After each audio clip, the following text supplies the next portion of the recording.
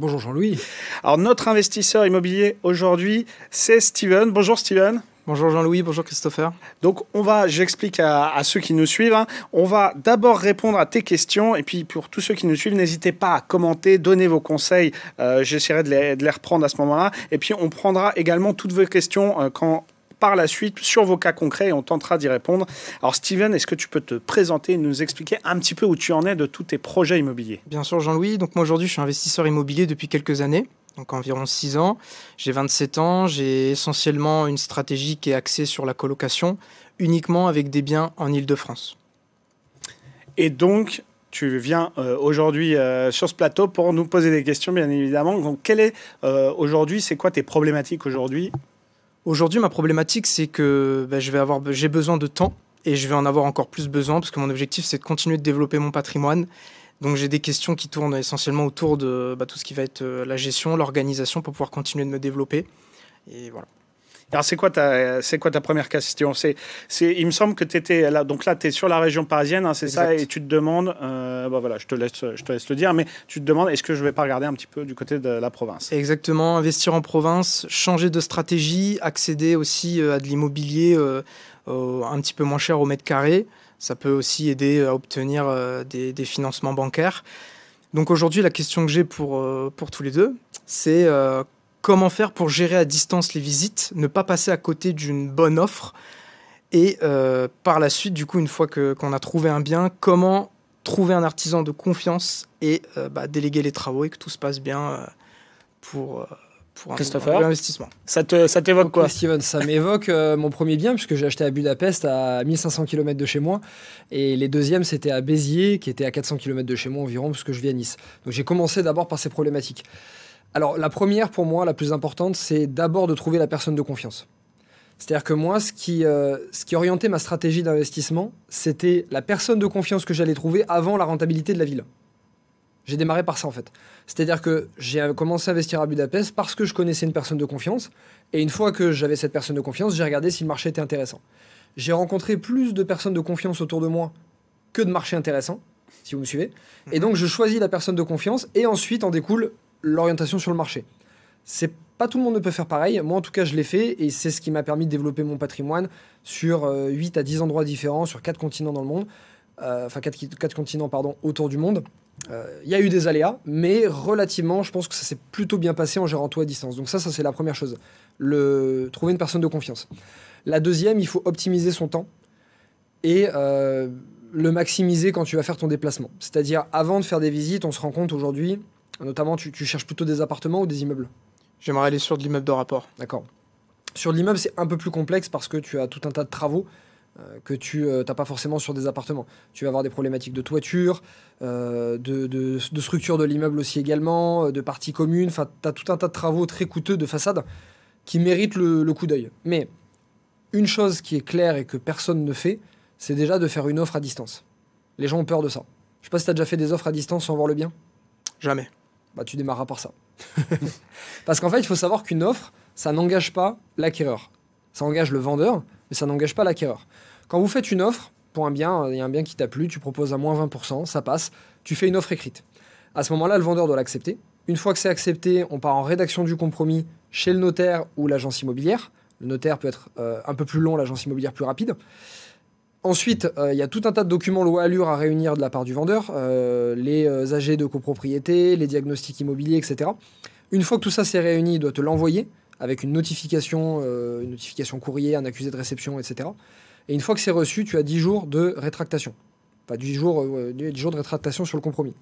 Ce qui laisse entre 3 semaines jusqu'à 1 mois et demi, 2 mois, plus pour les biens plus complexes, pour pouvoir se rétracter sans perdre 1 euro dans la vente. Oui, tout à fait. La loi est plus protectrice de l'acheteur que du vendeur. Et ouais. C'est vrai que c'est assez peu connu. Exactement. Donc aujourd'hui, des fois ça fait peur de faire des offres, mais fais des offres et gagne du temps. C'est-à-dire que pour moi, le choix sur un bien, à 90% se fait avant la visite.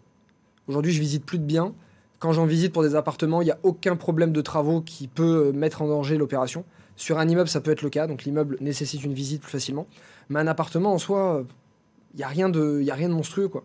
Tant qu'on sait que l'électricité est à refaire, la plomberie est à refaire, le reste, c'est assez facile de le calculer. Donc il faut calculer tout ce qui peut être calculable avant. Faire des offres avant et dire voilà, moi je suis à distance, je peux pas me déplacer, j'ai beaucoup de biens, peu importe, je peux pas le faire. Je le ferai que si on se met d'accord sur un prix.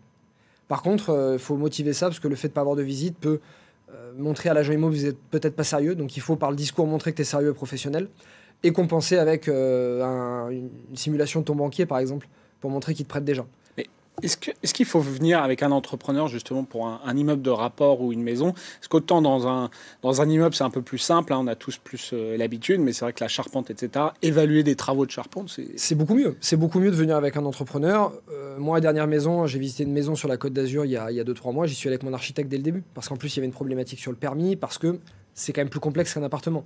Aujourd'hui, un appartement, le dernier, on m'a proposé quelque chose à Paris. J'ai fait une offre de chez moi, il m'a fallu 30 minutes pour faire une offre. Qu'est-ce que j'ai regardé si c'est en dessous du prix? C'est en dessous du prix, bon, j'ai calculé un prix moyen au mètre carré, je sais à peu près combien ça vaut à Paris. Stop, j'ai fait mon offre. Si jamais je reviens avec un artisan et qu'il y a quelque chose qu'on n'a pas vu ou quelque chose qui m'a pas été dit, à ce moment-là, je peux toujours sortir de l'offre, proposer moins cher ou ne rien proposer. Donc faites une offre, bloquez l'opération, surtout en ce moment où il y a des belles opérations à des prix moins chers, hein, parce qu'on est en position de force en tant qu'acquéreur. Profitez-en, donc ça c'est bien. Et ensuite, sur une journée, quand je partais à Béziers à l'époque faire des visites, je mettais 10-12 visites dans la journée. C'est-à-dire, je les enchaînais au maximum, je comptais 30 minutes par visite, je faisais un mail récapitulatif aux agents avant pour être sûr qu'ils soient présents à l'heure, qu'ils aient bien tous les locataires qui aient répondu oui pour ouvrir, parce que ça c'est le coup ici sur place, hein, une fois qu'on arrive, les locataires ne sont pas présents. Donc tout ce qui est optimisation du temps, je pense que quand on a fait ça, on a déjà fait pas mal de choses et ça nous évite de se déplacer. Moi, j'ai jamais eu besoin de me déplacer pour ça. Oui, d'ailleurs, on peut se faire une checklist de toutes les questions, peut-être à se poser avant, qui correspondent à ces projets immobiliers. Toi qui es participant de la formation, tu l'as en ligne, on l'a remise à jour, donc on a mis quelque chose encore plus conséquent. Toutes les questions à poser, les points de contrôle à passer en revue. Oui, parce que Steven a suivi, pour la petite histoire, a suivi une formation qui a été faite qui a été mise en place par Christopher. Tu avais une autre question pour Christopher sur la gestion, c'est ça, des biens locatifs? Exactement. Récemment, donc, j'ai acheté un nouveau bien immobilier, toujours en Île-de-France. Cela risque d'impliquer la location courte durée de mon ancienne résidence principale. Qui dit ancienne résidence principale dit qu'il y a de l'argent qui a été investi. Je me suis aussi fait plaisir. Je pourrais récupérer les fonds si je revendais la résidence principale. L'idée aujourd'hui, c'est quand même de partir sur de la location courte durée. Quels seraient tes conseils pour contrôler au quotidien qu'il n'y ait pas de dégradation dans le bien? Et quels seraient les recours si jamais c'était le cas? Ok. Christopher? Une excellente question. Je loue ma résidence principale l'été quand je pars aussi, donc j'ai ce sujet-là. La première question, mais je pense que tu as déjà répondu parce que tu es compétent sur ça, mais je vais l'élargir pour les gens qui nous regardent. Première question, est-ce que c'est très rentable de louer en courte durée, ta résidence principale? Ça c'est le cas, d'accord. C'est possible en fait qu'on ait des personnes qui achètent une résidence principale dans un endroit où elles veulent habiter, mais c'est pas forcément un endroit qui est rentable à louer. Donc, oui, parce qu'il n'y a pas de touristes, il n'y a pas de demande. Par exemple, exactement, il n'y a pas de demande ou la demande n'est pas suffisamment haute pour compenser un prix d'achat cher. Souvent, quand on achète pour se faire plaisir et habiter nous, c'est souvent un beau quartier, donc un prix mètre carré un peu plus cher, ce qui inclut en fait des prix au mètre carré moins cher pour la location. Donc si déjà c'est rentable, ça c'est cool. Pour les autres et les auditeurs qui nous regardent, si c'est pas rentable, mieux vaut vendre. Plus vous profitez d'une exonération de plus-value sur la résidence principale, donc pourquoi ne pas en profiter? Donc là, tu le mets en location. Il faut savoir qu'en location courte durée, on est quand même très protégé. Et bizarrement, plus protégé qu'en location à l'année. En location à l'année, vous avez un squatter, par exemple. Vous avez quelqu'un qui casse entièrement votre appartement. Mis à part votre dépôt de garantie, si la personne n'est pas solvable, vous faites rien. Très compliqué. Faites rien. Alors qu'en courte durée, Airbnb a des assurances et rembourse.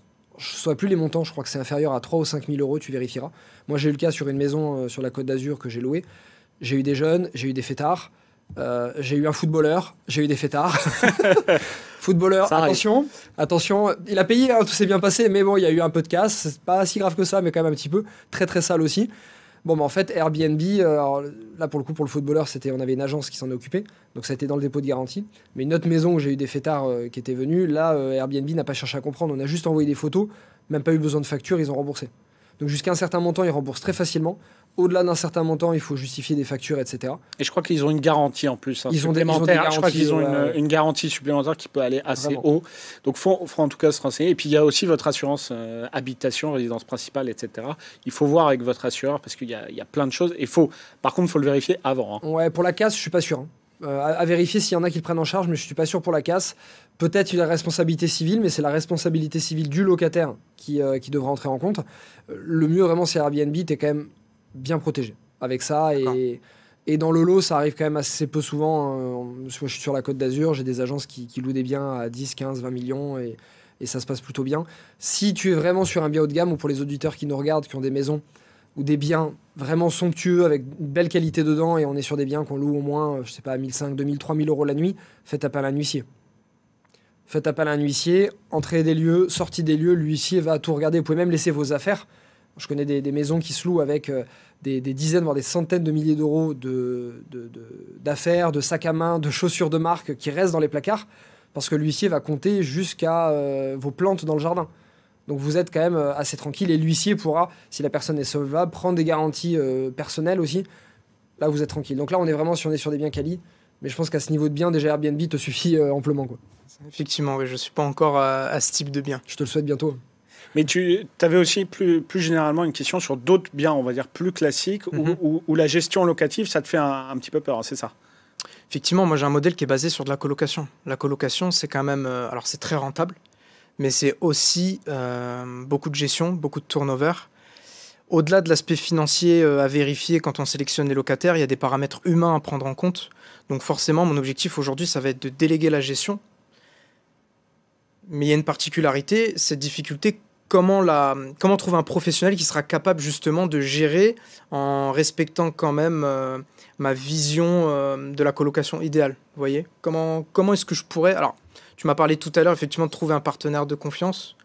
Est-ce qu'on est dans le même esprit? C'est toi qui gères tout tes biens aujourd'hui? Aujourd'hui, je gère tout, effectivement.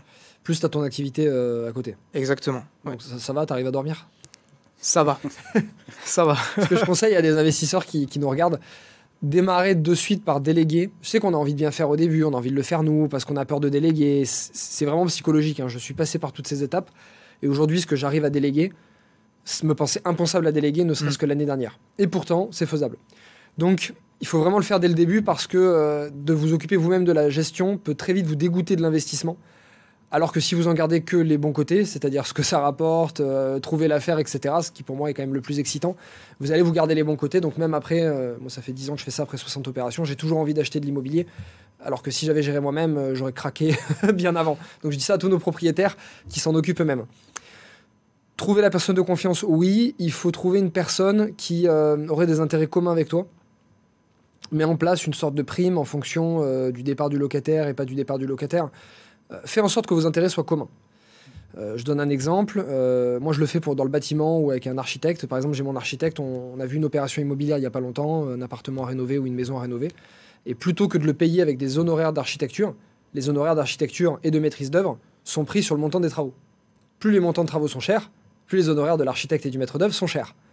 Quel est l'intérêt de mon archi à réduire le budget travaux si son intérêt c'est d'avoir les honoraires les plus hautes possibles? Il y a vraiment un conflit d'intérêt. Donc je lui ai dit à la place, je t'incentive sur le résultat, c'est-à-dire je te donne une part de la société, tu as des parts de la société pour le fait de gérer l'opération. Donc plus le budget travaux est faible, plus le bénéfice est important, plus ta marge à toi va être importante. Les conflits d'intérêt sont alignés. Donc tu peux par exemple dire, voilà, je te laisse choisir les locataires, si tu arrives à me louer l'appartement 50 € plus cher que ce que je veux louer moi, il y a une tension locative aujourd'hui, donc suivant la zone où tu es, c'est faisable, eh bien je te donne 20% du loyer en plus que tu arrives à me faire passer. Par contre, je te donne une prime si le locataire pendant 2 ans ne bouge pas, ou là on est sur de la colocation, si pendant 1 an il bouge pas, je te donne une petite prime en plus. À l'inverse, s'il part, tu as une prime en moins. Ça peut le motiver, tu vois, à bien choisir la personne, et le jour où elle veut partir, à bien gérer le turnover, tu vois. Si elle veut partir et qu'il y a un mois, par exemple, de préavis, je cherchais le mot à l'instant, s'il y a un mois de préavis juste avant, et qu'il te trouve quelqu'un d'autre avant la fin de ce préavis, bon, bah pour toi, il n'y a pas de problème, il n'a pas de moins-value en fait sur sa prime. Ça va le motiver à faire ça. Donc ça peut être des avantages, et après, de toute manière, c'est le fait de déléguer, hein. On n'arrive jamais à la perfection. Déjà, nous-mêmes, qui peut prétendre aujourd'hui faire de la perfection?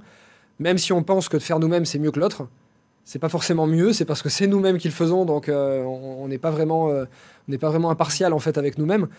Mais sinon, il y a toujours des couacs. Moi, je dis que l'idée de déléguer, c'est accepter, plutôt que de faire 95% bien, si on avait fait nous-mêmes bien, parce qu'on y aurait passé plus de temps, on y aurait mis plus de cœur, je préfère accepter de faire 90% bien, mais les 5% de moins bien me libère 80% de mon temps. Donc oui, il faut accepter un peu plus d'imperfection, mais ce temps que tu te libères te permet de trouver une autre opération, permet de faire des choses plus intéressantes. D'ailleurs, moi, ça me fait penser à ça. C'est un peu fonctionner comme une entreprise, parce qu'une entreprise, c'est pareil. Elle a des fournisseurs, des prestataires de services, etc. Elle ne fait pas tout en interne, parce que justement, sinon, elle ne peut pas avancer sur sa spécialisation à elle. Et pour rebondir aussi, pour te répondre, il y a des gestionnaires locatifs qui sont spécialisés, en fait, sur certaines choses très particulières. Il y en a, alors ils sont un peu connus sur la location saisonnière, notamment dans les grandes villes, type Lyon, Paris, Marseille, etc. Il y a vraiment des agences qui sont spécialisées que là-dessus, et il y en a d'autres qui sont aussi spécialisées sur la colocation. Donc il faut se renseigner, et puis après ça peut être aussi une agence immobilière du coin en qui vous faites confiance et qui sait bien gérer tout ça, parce qu'en plus ils auront intérêt à se mettre bien avec vous, en tout cas à avoir de belles prestations de services, parce qu'ils se diront peut-être que le jour où il va vendre, il va passer par moi, etc. Donc voilà, en tout cas, il faut voir en fonction effectivement du type de location qu'on veut faire, parce que tout le monde ne sait pas forcément faire les mêmes choses. Et tu avais aussi une autre question, il me semble, sur... Tu te demandes où tu en es, entre guillemets, sur ton cycle d'investisseur. Tu as investi depuis quelques années, et là tu te dis, est-ce que je revends pour racheter? Enfin voilà, explique-nous ça. Effectivement, puis c'est une période un petit peu compliquée, parce qu'il y a eu beaucoup de changements en un an. Donc aujourd'hui, j'ai la majorité de mes biens en nom propre, sous le fameux régime du LMNP, le loueur meublé non professionnel. Et j'ai obtenu les financements avec des conditions qu'on peut qualifier d'exceptionnelles aujourd'hui, des taux allant de 1,2 à 1,7% sur du 20-25 ans. Je ne paye pas encore d'impôts sur les loyers que je perçois, mais dans un petit peu plus d'un an, ça sera le cas. J'aurai toujours un cash flow positif, mais il sera quand même amoindri. La question c'est, est-ce que ça vaut le coup de reculer en vendant un ou plusieurs biens, pour ensuite avancer de 2 pas en rachetant des biens, en repartant sur une fiscalité toute neuve, une comptabilité qui repart de zéro, de ne pas payer d'impôts sur les loyers que je perçois. Par contre, les nouveaux financements vont être avec des crédits, des taux avoisinant les 5%. Alors là, on a une question qui va nécessiter au moins 5 minutes. Donc, cher auditeur, si tu nous regardes, accroche-toi un petit peu. Je te conseille même de prendre ton ordi, ton iPad ou un bout de papier, un stylo pour noter, parce que on va essayer de brainstormer ensemble, parce qu'il y a beaucoup d'informations. Donc la question, c'est une question d'arbitrage, et qui est une question un peu nouvelle et d'actualité, puisqu'on a un arbitrage lié aussi au crédit, qui est à prendre en compte.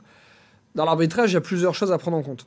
Là, c'est bien là, la première question pour moi qui a à se poser, c'est déjà, est-ce que émotionnellement, il y a un besoin de les garder? Quand même. T'es attaché aux biens, c'est les premiers biens. Ça tourne, c'est très rentable, okay. Tout est fait. Voilà, ça c'est important de se poser cette première question, parce que si émotionnellement on y est attaché, ça annule les autres questions. Donc déjà, on a un oui sur la première question.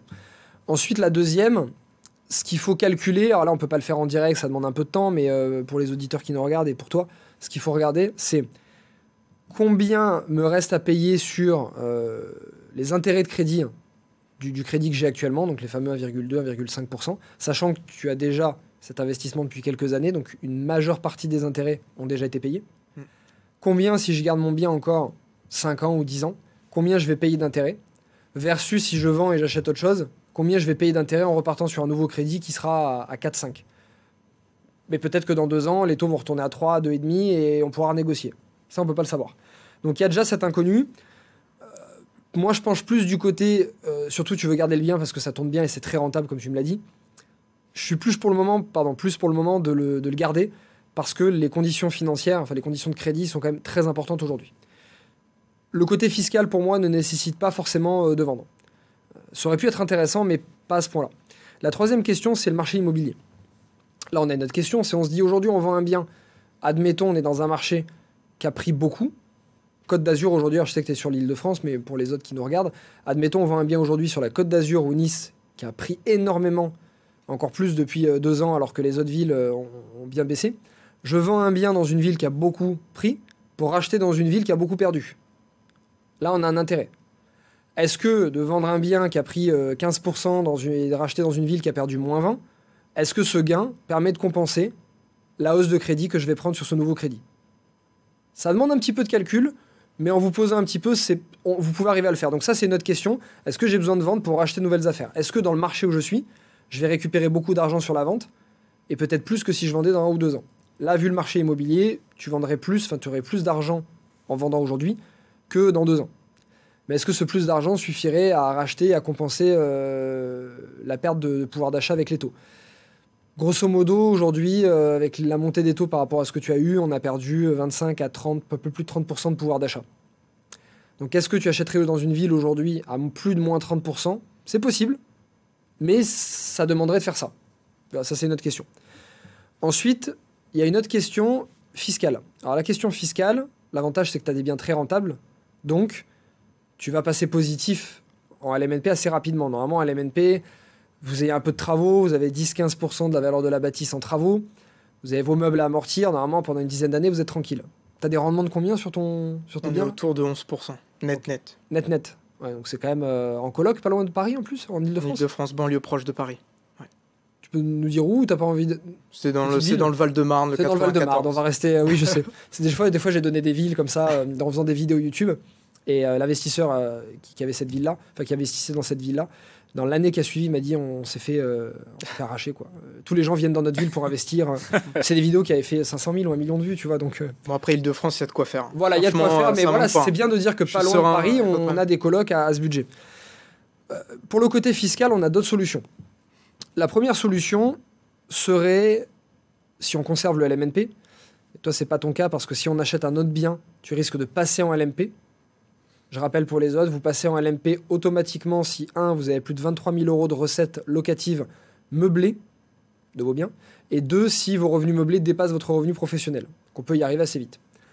Donc toi, prendre un autre bien en LMNP te ferait passer en LMP, donc dans ta situation, pas vraiment intéressant. Si jamais vous ne passez pas LMP et que vous restez à LMNP, un choix peut s'opérer, c'est-à-dire on achète une nouvelle opération avec beaucoup de travaux.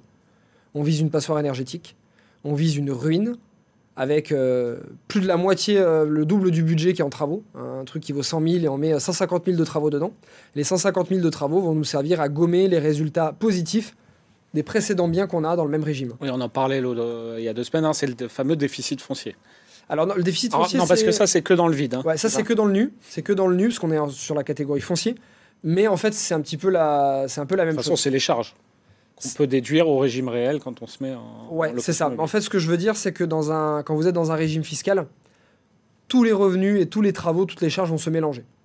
Donc j'achète 10 biens différents. Les travaux de mon 10e bien vont pouvoir déduire les revenus de mon premier bien, si mon premier bien est positif. C'est exactement pareil en LMNP. Donc la stratégie peut se dire, je conserve ces biens. Si je vais passer positif d'un point de vue fiscal, j'achète un autre bien avec énormément de travaux. Donc là, ça tombe bien, passoire énergétique, je fais une bonne affaire, je remets en vente quelque chose, en location quelque chose que le gouvernement souhaite. Donc là, on est parfaitement dans les clous. Et en plus, tous mes travaux vont me servir à effacer tous les autres revenus de mes précédents biens. Ça, c'est une solution. Si cette solution n'est pas possible, parce que ça te fait passer en LMP et que ça ne t'intéresse pas d'être en LMP parce que vous êtes assujetti aux cotisations sociales, donc pas forcément intéressant, enfin, il n'y a que quelques cas où le LMP est intéressant, ça ne l'est pas pour tout le monde. Le deuxième cas, ça peut être d'englober tous ces biens dans une société. On transfère nos biens, on fait un apport en nature des biens immobiliers qu'on possède dans une société. Alors, libre à vous de choisir la société. Je vous renvoie vers le direct qu'on a fait il y a 10 jours, c'était sur la fiscalité. C'est ça, ouais. Voilà, ouais. Qui vous retrouvez en replay, à mon avis, sur le site BFM Business et moi sur la chaîne YouTube. Je l'ai mis hier d'ailleurs. Donc, on parle des formes juridiques. Donc, l'apport en société de ces biens immobiliers, ça sera encapsulé en société. Donc, les prochains biens que tu auras, les travaux de ces biens pourront venir réduire les bénéfices des premiers biens. Ça me paraît être une solution parce que je crois que ça répond à une de tes questions et Jean-Louis va la développer. Rester dans le LMNP aujourd'hui. Aujourd'hui, on est passé à la trappe sur les amendements de ce projet de loi de finances de cette année. C'est pas dit que l'année prochaine, ça y soit aussi. C'est quand même dans le viseur depuis quelques années. Nous, ça fait peut-être 4-5 ans que tu as fait la formation. On en parle, on se dit ça va passer, ça va pas passer. Donc faites attention si vous pouvez faire une société aujourd'hui. Que veut le gouvernement aujourd'hui? Le gouvernement Macron, il est pro-société entreprise et moins pro-IMO. Donc une société aura moins tendance à être touchée que l'immobilier. L'immobilier est quand même sacrément dans le collimateur en ce moment. C'est ça, hein. Steven, toi tu te posais la question. Tu avais un petit peu peur des évolutions fiscales? Effectivement, l'idée, il ne faut pas se faire des nœuds dans le cerveau non plus à trop anticiper, mais c'est vrai que c'est quand même... il y a quand même de fortes chances qu'il y ait un changement d'ici 1, 2, 3 ans. Et la question que je me posais, c'est est-ce qu'il existe des solutions, donc hormis l'investissement en société, pour éventuellement minimiser cette taxation en cas de revente d'un bien en nom propre qui a été loué meublé. Et voilà. Est-ce qu'il existe une possibilité où il va falloir forcément aller vers de la société. De minimiser l'impôt sur la plus-value d'un bien en nom propre? Un bien qui a été loué, meublé en Oui. nom propre, et qui est revendu du coup, Qui a été vendu, enfin loué en LMNP. en LMNP. Exact. Aujourd'hui, tu es en plus-value des particuliers. Donc, Mhm. tu as déjà vendu un bien immobilier dans ta vie? Jamais. Tu as une résidence principale aujourd'hui? Oui. Ok. Pour ceux qui nous regardent, il y a une solution. Pour toi, elle ne rentre pas dedans. Si vous n'avez pas été propriétaire de votre résidence principale les 4 dernières années, vous avez le droit de vendre votre première résidence secondaire ou locative. Et dans les 2 ans qui suivent la vente, si vous investissez la totalité de la vente de ce bien dans l'achat d'une résidence principale, alors vous êtes totalement exonéré de taxes sur la plus-value sur cette résidence secondaire. Donc je répète, il ne faut pas avoir été propriétaire de sa résidence principale les 4 dernières années. Et il faut investir en partie ou totalité. Si vous investissez qu'en partie, vous êtes exonéré qu'en partie de la plus-value. Mais sinon, il faut investir la totalité de la vente de cette résidence locative ou secondaire dans l'achat d'une résidence principale. Et à ce moment-là, vous êtes exonéré. Dans ton cas, il n'y a rien. Il n'y a rien, tu es en plus-value des particuliers, donc tu vas payer une taxe sur la plus-value. Bon, après, c'est toujours une taxe sur la plus-value. Mais pour répondre à ta question aussi, tu ne maîtriseras jamais le calendrier fiscal et parlementaire et réglementaire, etc. Qu'est-ce qu'on aimerait? Un peu de visibilité dans ça nous Voilà, ferait bon, mal. et finalement, par rapport à ce qu'on s'est dit, pour l'instant, donc le budget, il est encore en discussion, donc on ne sait même pas. Ce qui est passé pour le moment, c'est que en fait, on va réduire un petit peu l'abattement forfaitaire pour une catégorie de meublés bien particuliers, c'est les meublés de tourisme classés, où là, on passe de 71 à 50%, et encore pas partout. Ça ne s'applique pas dans les zones rurales. Dans les zones rurales, vous pourrez toujours, enfin, on appelle ça les zones détendues, vous pourrez toujours être à 71%. Voilà, et c'est juste le seuil pour passer entre le microfoncier et le régime, enfin le micro-BIC et le régime réel, il sera aussi abaissé. Alors tout ça, c'est un peu compliqué, mais si vous écoutez notre dernière émission, vous verrez, vous y retrouverez mieux. Et puis, alors, effectivement, le ministre du Logement a bien parlé d'une remise à plat de toute la fiscalité locative, mais il dit de toute façon, ça, ce ne sera pas avant le budget 2025. Donc en fait, ce n'est pas avant 2025. Donc pour l'instant, pour cette année et pour l'année prochaine, finalement, ce sera a priori surtout des petits ajustements qui ne vont pas changer beaucoup plus la donne. Ouais, Steven, j'espère que ça t'a aidé. Bien sûr, Ouais. ça laisse le temps de rebondir, du coup, le délai supplémentaire. Très utile, ce que je retiens, c'est qu'il ne faut pas hésiter à s'entourer de gens de confiance et déléguer un maximum de choses pour continuer de se développer. Oui, il ne faut pas même penser à un ami. On a tous un ami, quelqu'un de notre famille qui peut-être est à mi-temps ou en changement professionnel et cherche une autre activité, ou quelqu'un qui a déjà des biens, qui change d'activité, il n'a pas d'argent pour réinvestir dans notre bien, mais peut-être gérer d'autres biens, il pourrait le faire. Moi, ça a démarré par ça. C'était un investisseur qui avait ses propres biens et qui a voulu, et qui pouvait gérer les miens. Donc, pour moi, la confiance prime surtout, et ça passe pas forcément par des professionnels bien établis comme des agences. On peut trouver ça différemment. Bon, alors, c'était hyper intéressant. Malheureusement, on n'a plus trop de temps. Juste en une phrase, parce qu'on a une question pour toi, Steven. Too fast for you. Y a-t-il une région en France où privilégiée pour le courtage ou non? Voilà, une région ou pas? Oui, non. Il faut trouver une banque qui accepte de faire du hors-secteur. Et il n'y en a plus beaucoup, mais c'est possible. Donc il faut pas hésiter à aller partout. Il faut tout essayer, il faut s'acharner. Ouais. Eh ben, ça me paraît assez clair. Bon, on doit rendre l'antenne. Merci à tous pour vos questions. Merci Steven, merci Christopher. On se retrouve dans 2 semaines, toujours en live sur les réseaux sociaux. Bons investissements immobiliers d'ici là à tous.